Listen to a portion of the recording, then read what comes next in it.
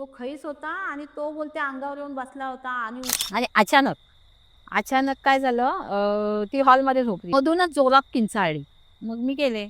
आम्ही गेलो दोघं पण. म्हटलं, "काय आई काय झालं? आई काय झालं? घाबरली का तू?" तर तिने मला सांगितलं नाही कारण मी घाबरेल म्हणून.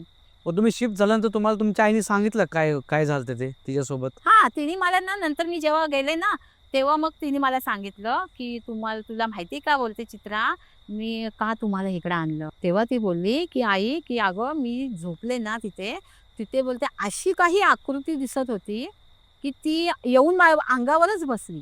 खैस, खैस. खैस बरोबर खैस शब्द. ती बोलते तो खैस होता.